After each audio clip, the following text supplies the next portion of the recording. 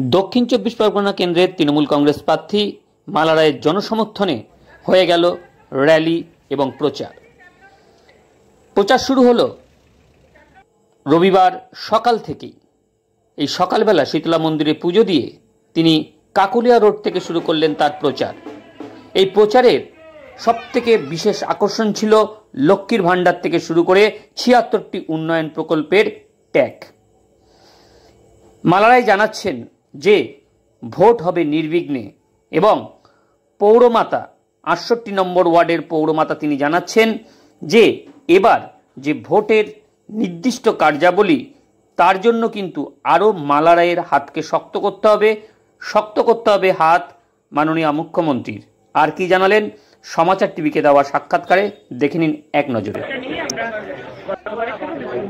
আপনার বিপক্ষে যারা বিজেপি অভিযোগ করেছিল যে আপনার মনোনয়ন বাতিল করার জন্য কোথাও কি ভয় পেয়েছে? দিদি এবার সাংসদ বহুদিনের এখান থেকে জয়ী হয়েছেন, বহুদিনের সাংসদ আগে তারপরে ছিলাম চেয়ারপারসন 2019 তারিখ। সুতরাং এগুলো সব থেকে না, ওরা আসলে ঠিক এত মূর্খ, মানে আমি জানতাম না যে এতটা মূর্খ ওদের লয়াররা। ওরা কীরকম সাজেস্ট করছে কে জানে, এবং সেটা মানুষের কাছে হেও হচ্ছে। যখন এটা যখন মেনে নিলেন, অর্থাৎ কনফার্ম করে দিলেন যেটা পার্টির পর ঠিকই আছে, তখন ওদের যে মনোভাব, ওদের যে চিন্তাভাবনা, সেটা কী হয়েছে সেটা তো আমি বলতে পারবো না।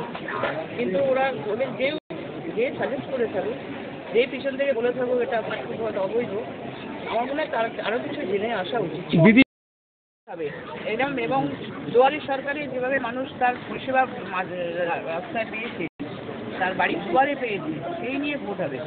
যে ৬৯% মানুষের লজ্জায় পৌঁছেছে তারই ভোট হবে। লক্ষ্মীর ভাণ্ডারের ভোট হবে, স্বাস্থ্যসাথীর ভোট হবে, কন্যাশ্রীর ভোট হবে, উপশ্রীর ভোট হবে, সবুজ সাথীর ভোট হবে। সুতরাং আজকে সেই সব পরিষেবা মানুষ আগে তো কোনোদিন কোনো সরকারের আমলে পায়নি, আজকে আমাদের তৃণমূল সরকারের আমলে পেয়েছে, এটা নিয়ে ভোট হবে এবং সেটা মানুষ পেয়েছে হাতের দরজায়। ১ তারিখ যখন তারা ভোট দেবে, তখন যখন ভোট দিয়ে বাড়ি এসে ব্যাংকে দেখবে অ্যাকাউন্টে আপনাদের লক্ষ্মীর ভাণ্ডারের টাকা ঢুকে গেছে। সুতরাং এটা কোনো ব্যাপার নয়।